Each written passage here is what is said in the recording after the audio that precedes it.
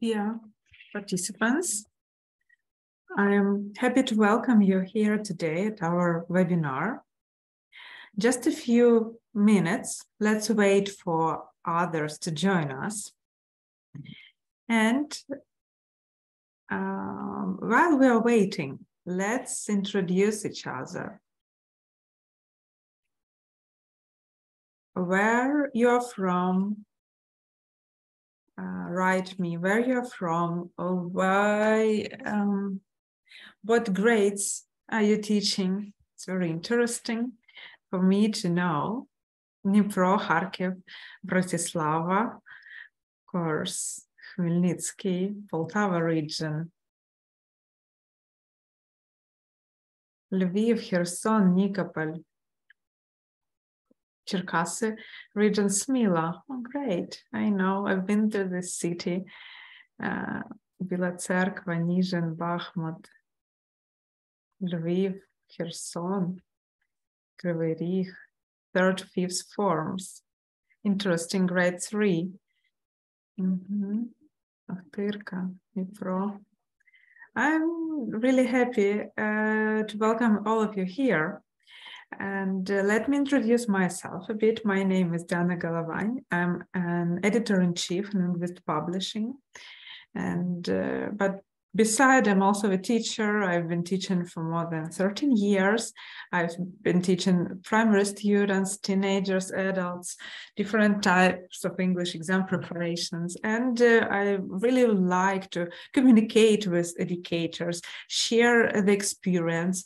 For me, it's interesting not to tell something that I know that I want to share, but also to get the ideas from all teachers, because I know that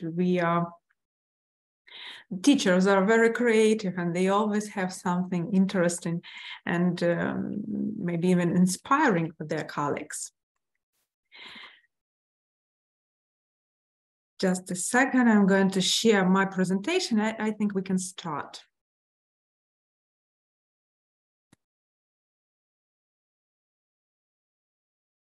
So today's topic is how to teach children when you're at your wits' ends. And the decision to prepare the webinar for such a topic was the situation that we are all now. It's something that we have never experienced, and we were never taught how to teach in such circumstances. Before I continue, I would like also to share some stories from 2022 when in February, in March, when I was working also in a linguist company, but I was an LT consultant for international publisher, National Geographic Learning. We were communicating a lot, and they were asking how we are, what about the teachers. And then when somewhere in the middle of March, I emailed them my suggestion to prepare a webinar for teachers. They were really wondered. Of course, they agreed. They wanted to share the teacher. But to their surprise, like more than 500 teachers joined that event, and they were really surprised by how come, why these teachers, Ukrainian teachers, are really great people, someone who live in very harsh circumstances, but nevertheless, they continue to teach children, they continue to share knowledge, and together with that, they also visit different events for educators.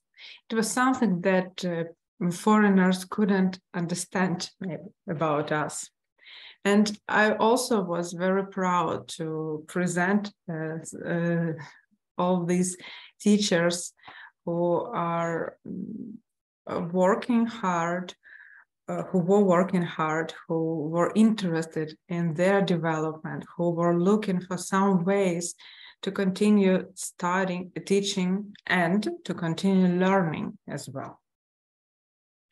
The time passes, and together with the war, together with all those relocations, everything that we experienced, something new was added to our reality in the autumn. And I think everyone who stays in Ukraine experiences and still experiences this. The electricity, the power outage, these hours without electricity when you want to have a lesson, but you can't because it's impossible. You have no internet connection, you have nothing.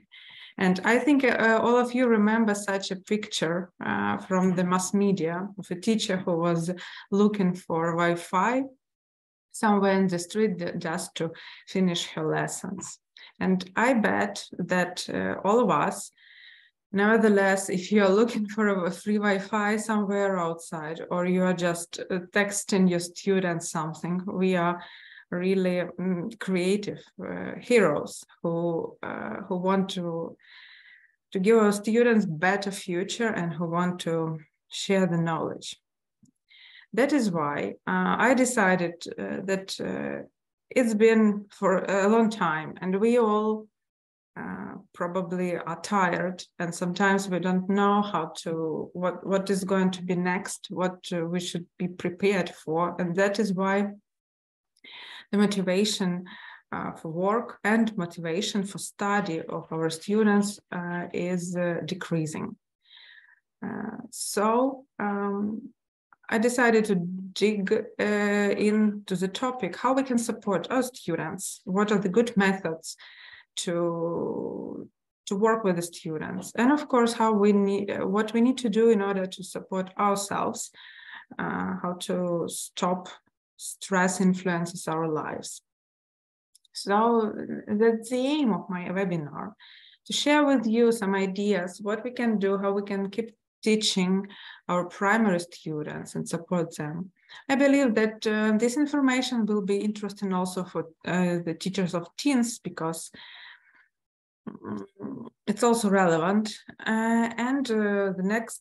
Another point to consider is how we can support ourselves. So let's just see the picture. I won't open you anything new, but I think that there are lots of factors that influence ourselves and our students. First of all, it's relocation. It's hard to get accustomed to the new reality, to the new conditions where we live or somebody lives, and sometimes it's separation from the family. Some students were in such place that they couldn't attend the school, so they miss a part of it, maybe half of the year, maybe more. Maybe they attended school in a different region or in a different country, and then come back to you with a big kind of a gap in the knowledge. The family, everything could happen here. The family can be separated. We don't know about our students' everyday family life, what problems they may face, what conversation they have inside the families. But all this influences students' attitude to the study. And this, I would say usual, but I don't want to use this word usual with air rapid sirens. So these constant air rapid sirens can interrupt the lesson. We have to head to the shelter. We can cancel online lesson because in some schools it's not even allowed to continue the lessons, and depending on the region, it can be really dangerous to continue the lesson. And the last but not least, the power outage, something that really stops online education, something that influences our ability to use internet on the phone. Everything really has a great impact on us, on our students, and on motivation, as I was saying earlier. That is why our main task as a teachers to make lessons, to make school such a place where students would distract from these problems, and that where they will feel safe, somewhere where they can still have something that they that helps them, that educate them, that supports them. And I guess that school becomes more than just lessons. I influenced this when I was teaching school children in spring. It was, so our lessons became, of course, they were English lessons. We still studied words, we still read texts or wrote something. But anyway, it was a great possibility, first of all, for students who were used to talk to each other every day.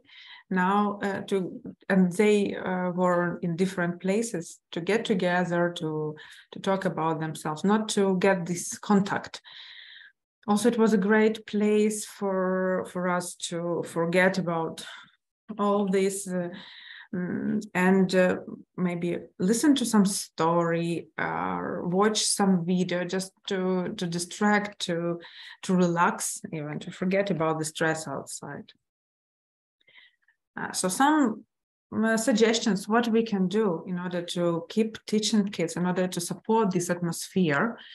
I guess that these are the strategies or the tips that we've been using for a long time, even before the war. But in this case, each of these tips has a bit different meaning. So let's start from creating a routine.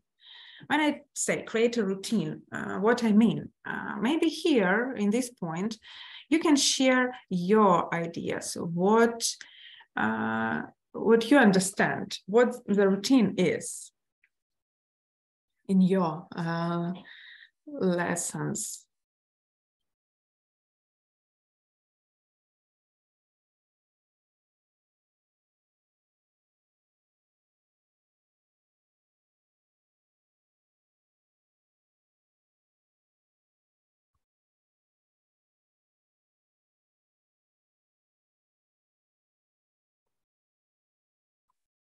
Exercises. Do exercises, test, practice grammar. Yeah, so do just general things, what we do all the time. Yeah, yes. That's also a part of a routine. So I know that we need to write and to read in the lessons. Why not? I would also say that a routine is something that I write like this, Raisa's message. Start every lesson with expressing the emotions in words or drawings. Very good. Yeah, very good beginning of the lesson. So the teacher can understand what emotions their students feel right now, and what, and it can also influence the lesson. Some physical activities, yes, activities for repetition of words, songs, right? Yes, all these answers are correct. Smiling to our pupils as we are happy in a happy country in order to save health. Of course, games, right? So routine is something that we do from lesson to lesson. It doesn't change. And our students are so used to it, so they even don't need the repetition. So, for example, what could it be? It could be a song, hello song that all your students will sing, no matter if they are in the class, if they are online, if they're in Ukraine, if they're in another country, they will know this, that all lessons will start with hello song. With my primary students, what I used to do is sometimes change them. So we had hello song for 1 or 2 weeks. And after that, I introduced a new song. But anyway, always it was the hello song. And I guess that lots of books suggest such activity, just to a nice hello song to start a lesson, to start a unit. and it teaches very good language. So let's have a look at this song that I took from Supermine's Ukrainian edition.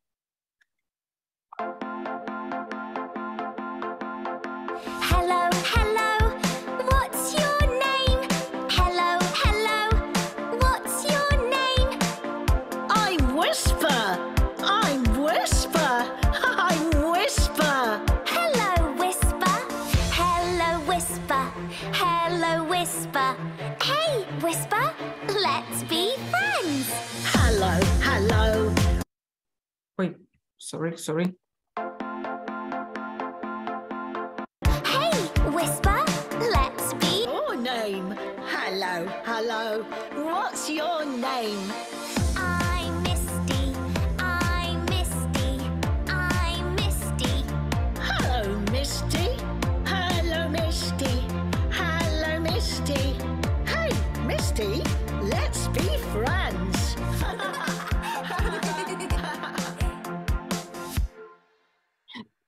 To my mind, it's a nice song that students can study, and then they can substitute names of the main heroes into their own names.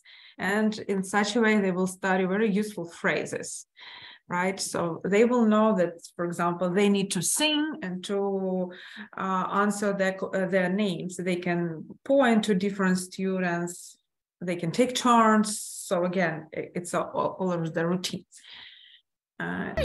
Another example is from Smart Junior, the first book, the first grade book. 1. Also has Listen and sing. a great hello. Tony the pony.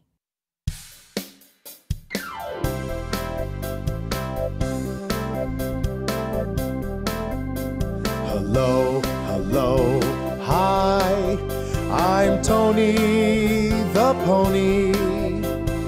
Gallop, gallop, gallop around the tree.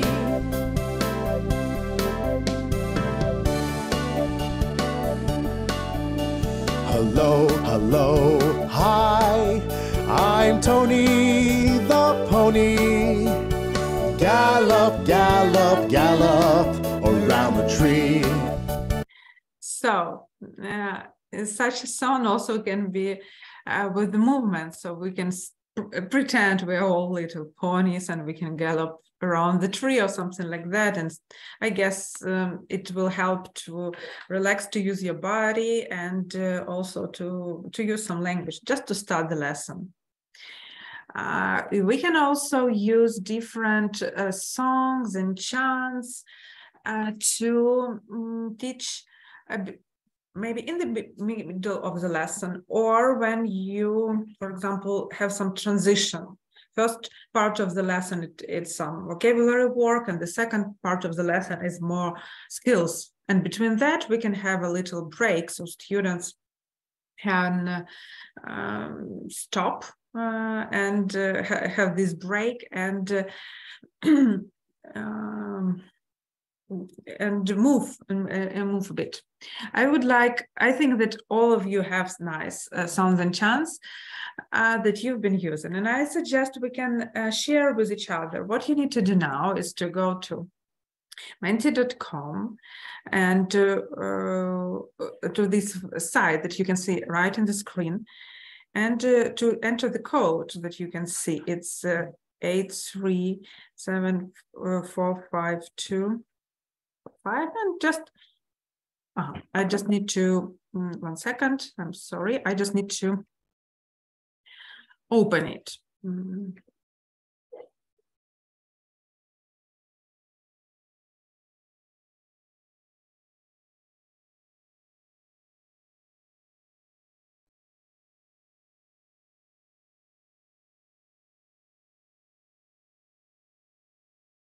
Yes, now it opens. And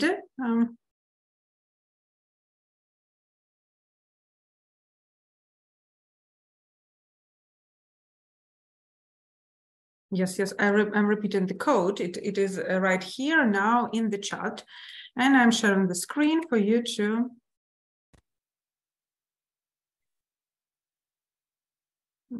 participate. while you're doing this, while you're sharing your favorite routines, your favorite chants, your favorite songs, I would like to show you some very nice chants that you can use with your students, just like a little break. It's like a finger play, so you can use it maybe after the writing activity or in the middle of writing activity. And also it's kind of a routine. So when we write, we say this chant. When we read or after we have read, we use this chant. Or before the story, we listen to some magic music. So let's look at the screen. While you're writing, I am practicing my fingers. So here's the beehive. Where are the bees? Hidden away when nobody sees. Here they come, creeping out of the hive. 1, 2, 3, 4, 5. Bzzz. Right? It's a very nice activity for students to practice their some language and also to do some finger activity. Kids love such activities. They love to do something with their fingers. Another one, the same, but it's more with movement. So we can also use it just like a kind of an exercise pose. Bees are, so bees, show me the bees, like bzzz, a lot of bees are flying. Bees are here, bees are there, bees, bees everywhere, bees, bees. Bees on my shoulders, bees on my toes, bees on my belly, bees on my nose, bees on my arms, and bees on my lips, bees on my knees, bees on my hips. Bees are here, bees there, bees, bees everywhere. Bzzz. Right? It's fun. It's fun, and students will distract from the activity. They will move, they will touch their body. And by the way, this body awareness, when we touch something, when we pay attention to our body parts, it really helps to reduce the stress level. It's been I've read about this in lots of different articles, and I try to even to use it. Of course, I'm not touching my nose or something, just think about. So, okay, these are my feet. They are on the floor. They are in the black shoes. And it helps to return to the moment right now and to distract from something that can bother you.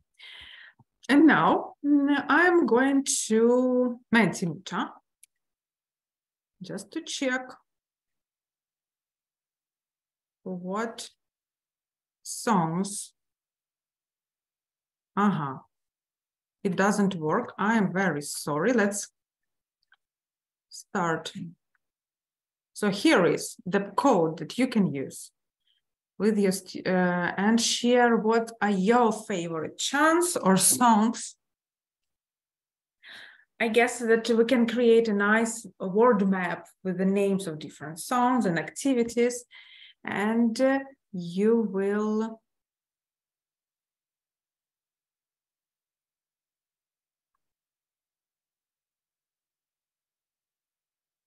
get it with in the following email with the certificate.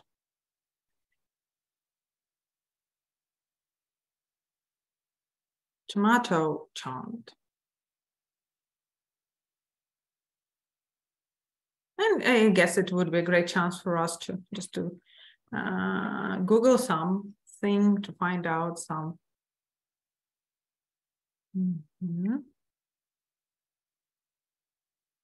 Baby Shark. Oh yeah, it's like a classic.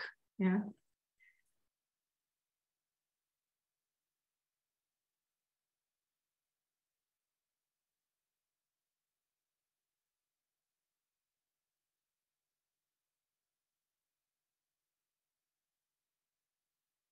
Head and shoulders song, definitely.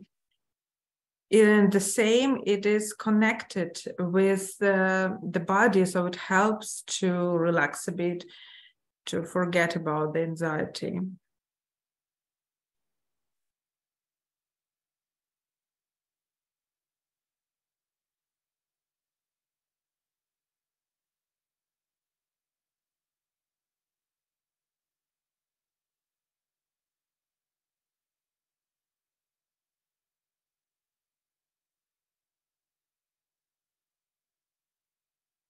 Five little monkeys.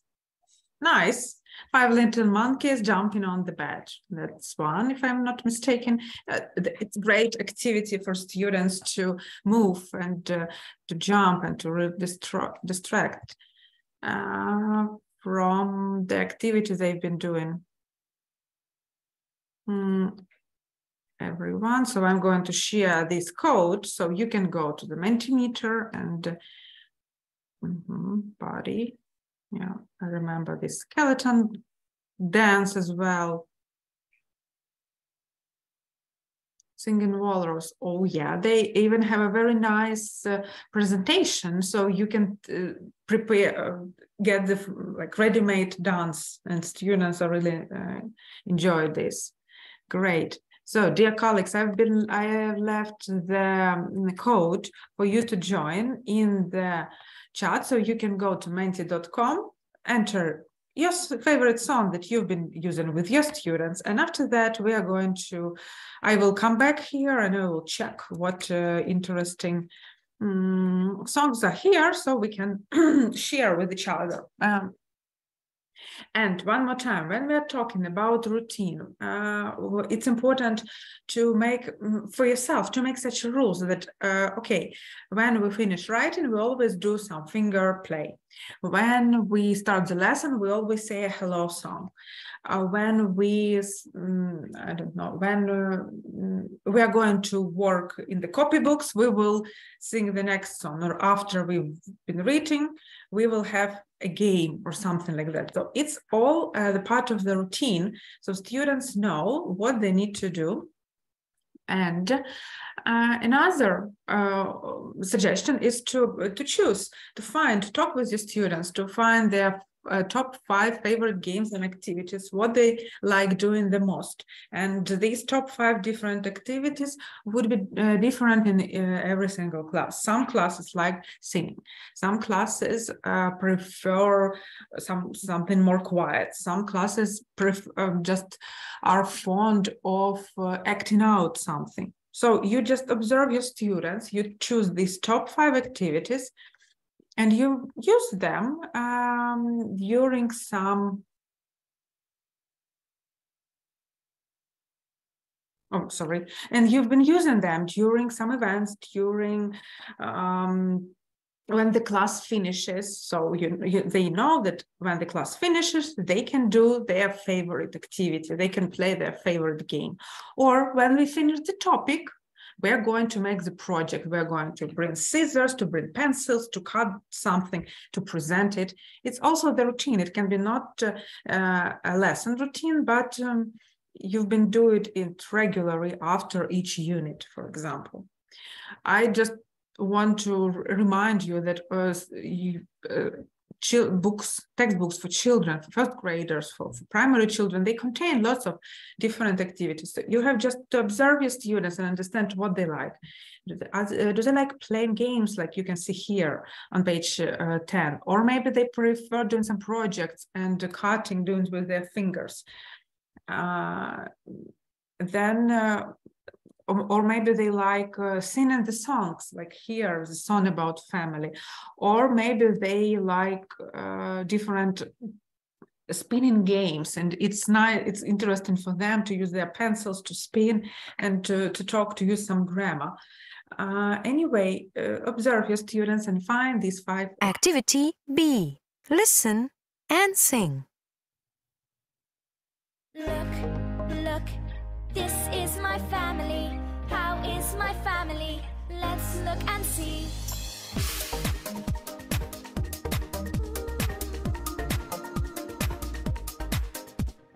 This is my sister.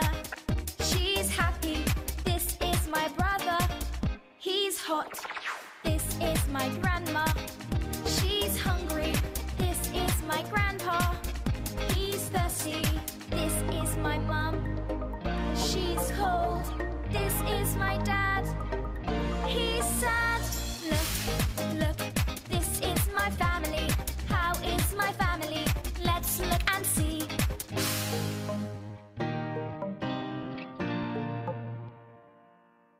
Such a nice song. It's about emotions, and it can help children to understand how they can act, how they can show their emotions. And it's, on one side it's language, for another side it's again this body awareness, this even emotion awareness for students. And again, when we're talking about song, what are your children's favorite activities while doing the song? Just to listen to the songs, to study them and to perform, to act, or maybe I had such, not the class, but group of students in the class who like to change the songs and to make it about their friends, or their families. Again, you try different activities while listening or singing the song, and then you choose what your students like. When you have these top activities, you will also always know what to do when your class is out of control, when they are starting to become maybe stressful, or they are starting to become a bit upset about something.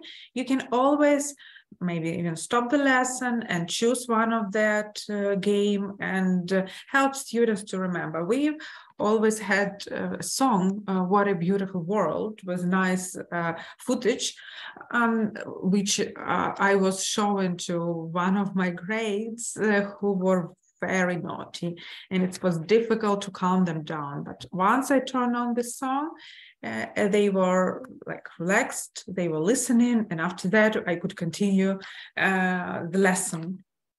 So why routine? We were talking that we can have some songs, some chants, some activities before the lesson, between the activities, at the end of the lesson. But why is it important? When children know what is going to be next, they feel safe. And in such a situation, when a classroom is one of the minor things that can make children feel safe, it's very important. That is why they always, they need to know, especially the primary student, they need to know what it's going to be next, how they need to greet the teacher, how they need to put things on their desks, what they need to do when teacher maybe asks them to listen to their song. It creates a strong bond. You're doing something with your friends, it's like your thing, and they will know. I remember, again, so with one of my primary students' classes, we've started the lesson by asking in a chain a question. It can be, how are you? It can be, how old are you? What's your favorite apple? Or something like that. I started it not like a routine. I just started it because I wanted them to speak more without my help. So in such a case, they could ask and answer the same question without a big support. So it's more like independent activity. But so we do it for the first lesson. It took us a long. Next lesson, a bit less time we spent on this. So they started to ask and answer quicker. The third lesson, I brought the timer. I showed them and I say, okay, we have 3 minutes. Could you do that? Will you be able to ask all the questions to each other like within 3 minutes? And they were competing with the time. And after that, they started to do it much quicker. And in several weeks, they were starting, okay, what are we going to ask today about? So maybe could forgot, or I planned something different, but they were really, they stick to this routine and they want to repeat it. And so gradually, stronger students started to play with the questions. For example, what's your favorite food? They could substitute food with something. They could ask different questions, and it really helped. But we always we spent after some time of practicing, we spend on these no more than 3 minutes, but it really helped to start the lesson and to get them focused. And also I've noticed that they were really interested in the answers of each other. So by such an activity, we had this connection. We were always aware about what is happening with the students. It gives your students confidence and independence. That's what I've been just talking to you. When they know what is going to be, when they know what procedure, what type of question they need to ask, what song they are going to sing, that they need, for example, to sing the song, after that, sing and do some actions, after that, repeat with you. So some procedure, some routine of how to study the song. They will feel confident. They will know, okay, it's not a problem that I don't remember the song. I will, because first I need to move, then my teacher will help me, and so on. But when they are ready to it, they can even do it independently. So for them, it's just important to understand the steps, to teach them the steps. Establishes expectations. Again, when we have some routine and we understand what we are waiting from our students, and students understand what we want from them. If it is this how to study the song routine, they know that they need to do steps 1, 2, 3, 4, 5, and after that they perform the song. If it is a routine how to finish the lesson, again, it's an expectation that, for example, I finished all the activities, and after that I can stick some star on the wall, like goodbye star, or star with my mood, for example. They know what you want from them. It's less stress, offer stability during times of change and stress. So things could happen differently. Today you can have lesson in the class, the next day it can be online lesson. And then you can maybe hide in the shelter. But always you start the lesson with a hello song, no matter where you are.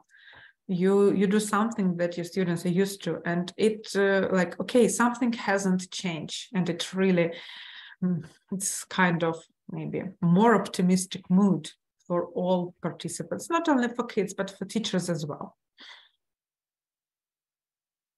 So just to remind how to create the routine. Some songs to start the lesson. Maybe not songs, chants, maybe an activity to start the lesson. Some songs and chants with movements during the pauses. And they will know some, and when you, for example, have to leave the class and spend it in another place, they will have this range. Top 5 favorite games and activities for children that you always can use, and they know them so well that they can even maybe do these activities without your great help. In today's situation, of course, it's important. It doesn't, it is not about English, it's more about our life. So we need to have the routine, how to act in dangerous situations, what we need to take with us, where we need to go, how we gather, what we do, who we need to wait for. So usually school provides such guides, and it's important for you to follow it and for your students to follow it. It's also kind of like we do something like that we are asked for, and we feel more secure in such situation. What to do if the lesson is cancelled? Also think about it, agree with the students.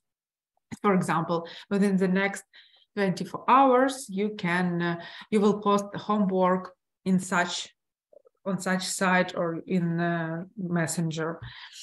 If the lesson is cancelled, maybe you will send them the video. They will know that in this case, they need to watch this video and maybe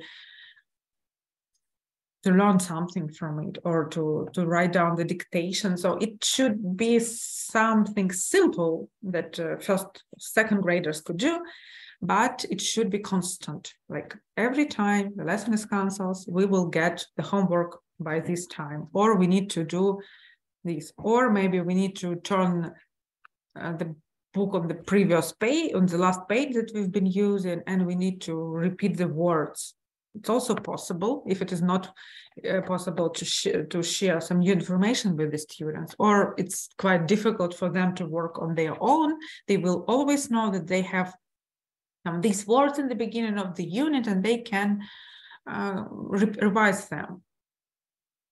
Another thing that can help students in the lesson, and it's something that we need to use, we need to learn how to use, it's storytelling. Something like magic.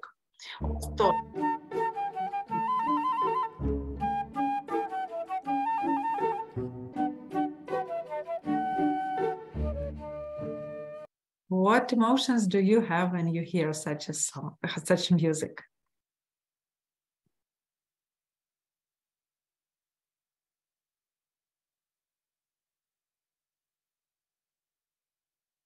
So just imagine it's the lesson, and then teacher say, now let's listen.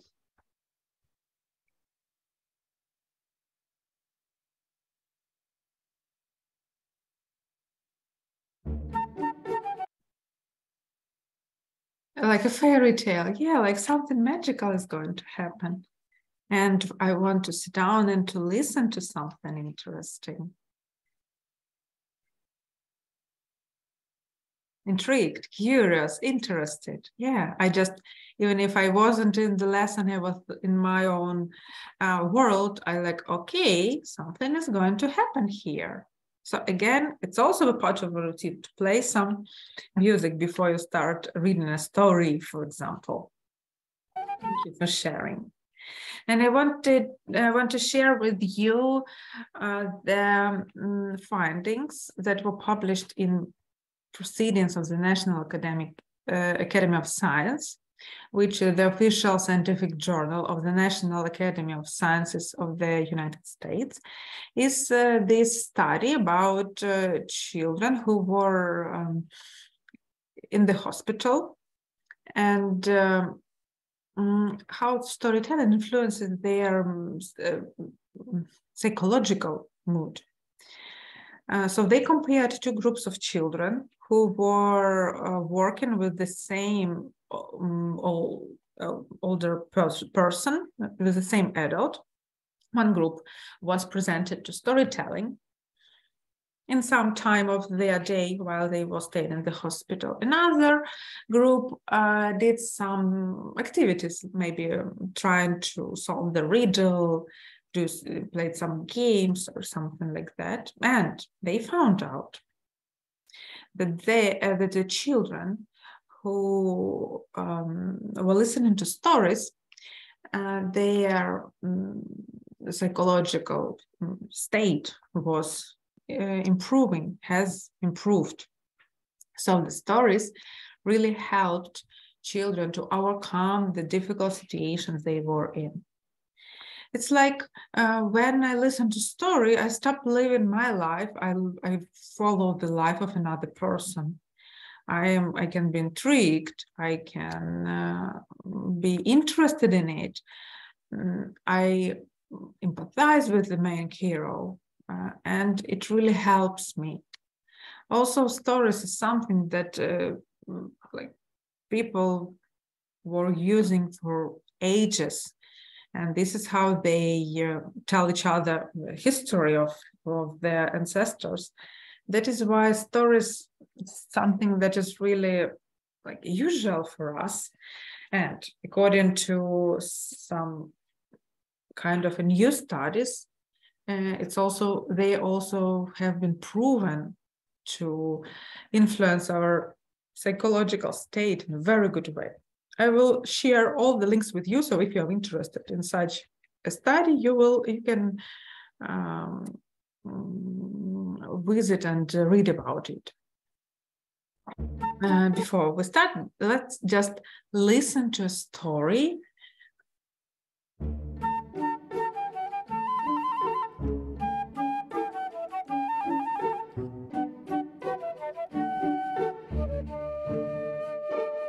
It's lunchtime. What's for lunch, Mum? I'm hungry. Is it chicken for lunch? I don't like chicken. No, they're dinosaurs. Oh, I like dinosaurs. Is it rice for lunch? I don't like rice. No, they're dinosaur eggs. Oh, I like eggs. I'm thirsty. Here's a glass of water. I don't like water. But this is water from Dinosaur Mountain. I want a glass of water, please. Me too. Delicious. Thanks, Mum.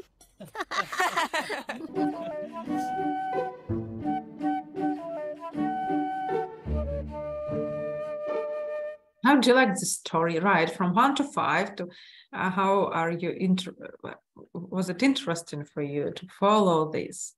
It's just a very simple story, right? A family dinner, children don't want to eat something, mom tricked them. But the music, the way it was presented, it was like really interesting. 5, very instructive. Yeah, we can discuss with children what they like, what they don't like. Are they like these children? Yeah, you put 5. Thank you very much. Me too. I also, it's for me, it's interesting. It's simple. It was using the vocabulary from the unit generally, nothing. Maybe just the word dinosaur were a bit different, but it could get interested, and students will just listen to this story and they would like to role play it. They would like to repeat it with you. Maybe they will be even interested in retelling the story to you. And it was just an example from the new book that will be for the next academic year. Imagine one for Ukraine that was created together with Linguist Publishing and National Geographic Learning. And at the end of the book, you can find this reading anthology. 4 nice stories. One of them you've already been knowing, and now 3 more stories for you to discover, and they can be used in any way you would like to during the break, at the end of the year, at the end of the term, maybe during some holidays, or when you just feel that, okay, now our students, actually, they probably won't work today because of something. But the story is something that could help me take my students' attention. I couldn't help but mention also the Superminds for Ukraine, for grade Superminds Ukrainian edition book that is also going to be published in the next academic year. And this book is like a story from the first to the last page. You have main characters who will have some adventures, who will be friends, who will meet other people, who will sing songs, play games, have some troubles, overcome the difficulties. And it's like a storybook that can teach your children speak English as well. I would also recommend you reading one of the articles from the Cambridge in Ukraine methodologist, Tatiana Shlepka, who wrote about how to develop critical thinking, how to develop just thinking skills throughout the storytelling, why it is important, and what we can do with it to play with children. We know that it has a really great impact on children, and so I think we need to use stories. So what I will recommend is to have always some extra stories with you. It's also something that is a must-have in the teacher's bag. It can be a digital story, it can be a book, just a recording of a story, your own role playing of the story. It's also interesting when teacher becomes an actor in the lesson. Use them when children are overexcited, when you feel that actually you can't start the lesson because they're just not in the state. When you need a filler or transition state, for example, something happened, the lesson was a bit delayed, and students just miss this beginning of the lesson stage, and now you don't know how to put them at their desks. So start with a story, and after that, move to the lesson. When I was looking for interesting stories, I find this nice. I'm going to share the link with you in the follow-up email. This is the YouTube channel that shares different stories, and they have this rubric that how to deal with different emotions. And one of these is anxiety, how to tame my anxiety monster. It's a story about a boy who go to school, and he has this anxiety. He feels anxious, and the book teaches what to do when you're afraid of answering the class or something like that. It gives some practical advice, and I would really like to share some that I was mentioning this about this body awareness, that it really helps to reduce stress. And I would like to share this one as well, as it also can help and can give you a clear understanding what you need to do when you feel like anxious or feel maybe angry or just not knowing what to do next. So 5 senses help to keep me in control. Yeah, so you need to look at something, smell something, touch something, listen to something, and taste something delicious. Of course, in the classroom, taste something delicious could be a problem, but we can use our other senses. Or maybe students can have their snacks in their bags, why not? So look at something that makes me happy. You can just point students' attention, ask them, okay, now look around the class and find 3 green things.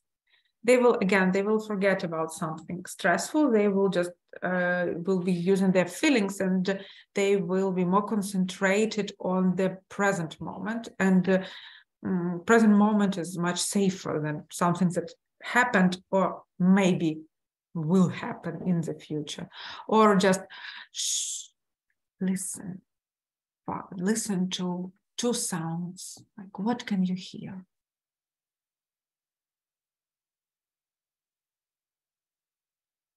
I can hear the clock ticking, and I can hear somebody's walking behind the door, right? Or now please touch something soft. Yeah, again, find and touch. And it really helps students to come back, to calm down. You can also use this methodology, why not?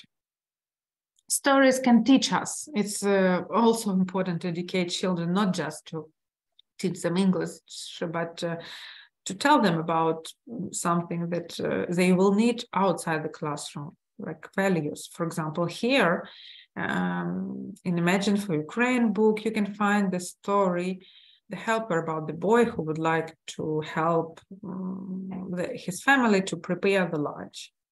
And you can discuss with children the necessity of help others, in what situations you can do it, when they did it, or something like that. Why not? The next thing that we can do with our students to keep teaching them is always have a plan B. Sometimes we don't know if the lesson is going to be or something, it will be cancelled. If you work with primary students, if you work with our textbooks like Smart Junior for Ukraine or Quick Minds for Ukraine, you can use the video lessons that were recorded by methodologists of linguist company, and just send students the video recordings of page with the lesson that they missed. Prepare some extra resources to practice words, to practice simple sentence structures. You can use, I guess you have lots of different resources that you've been using. Just a few to mention, it's a word wall, ISL collective, and live worksheets. They can it's very simple to create an activity or to use an activity that someone created and just send students for them to practice.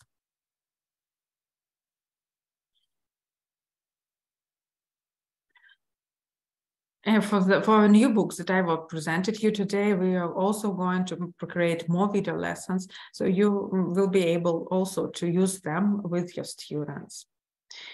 So just to revise how to keep teaching children and how to support ourselves, we can create a routine.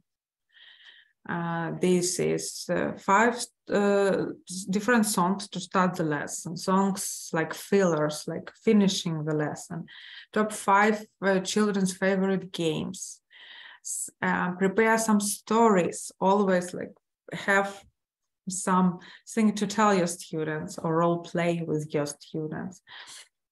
And always have plan B. I would recommend you using the video lessons from YouTube channel, a linguist YouTube channel, and prepare activities in some resources so your students can practice if there is the chance that the lesson will not be delivered. I would like to have a look at your answers. Remember, we had this poll, different songs and chants that we can use. So you've been writing something fast and slow, yeah, again, everything is about movements. We're focusing on the body. Head and shoulders song, tomato, walking, yes, remember that. Then head and shoulders. Sorry, just 1 second. Great, wonderful. So I will copy this. Good morning song. Yeah, right. I will copy this and for you just to remember, maybe to use this list. Why not? Just thank you very much for listening to this webinar. And in order to finish, if you have any questions, please do not hesitate. Write to me in the chat box or Q&A box. And I would like to show you all the books that I've been using when I took the examples. The Superminds Ukrainian edition, Imagine for Ukraine, and Smart Junior updated editions. All these 3 books are going to be presented among the books that you can choose for the next academic year. So it's like to be received by your school, to your school library. So what you need to do is with your colleagues to decide which book you would like to use with your students. Superminds, which is full of interesting stories, has a great support for students, teaches them thinking skills, creativity, has a great and updated phonics section also.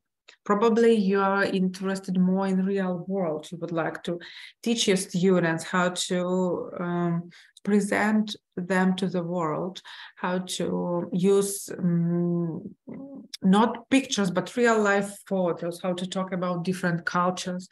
In this case, Imagine can help you. So together with easy to understand methodology, it provides you with numerous opportunities to travel when you are in the classroom. Or probably you would like to teach your students with the stories, teach your students with the project, with different games, to give them the basic language, the basic structures. We've updated a bit the Smart Junior for Ukraine, and now it's going to be presented also for you to choose and to get it into your libraries. You can visit this site, Publishing Linguist UA, and have a look at all the activities all the books samples, and just decide what is interesting for you, what is closer to you, what you would like to use with your first graders and think how it can help you keep teaching during such challenging times. Thank you very much for your attention. I'm just looking through the chat to understand if there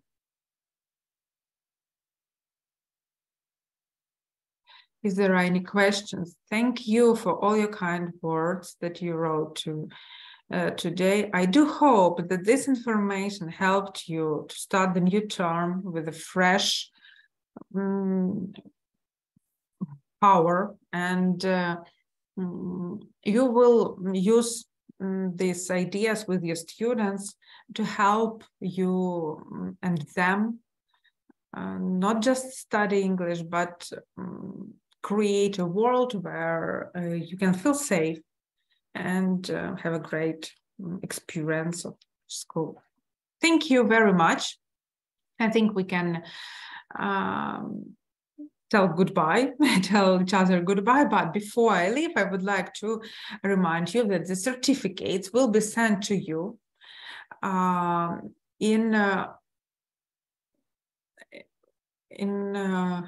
within the 4 working days. I'm sorry, I'm just had to remind myself. Within 4 working days, you will get the certificates and the document with the links that I was using in the webinar.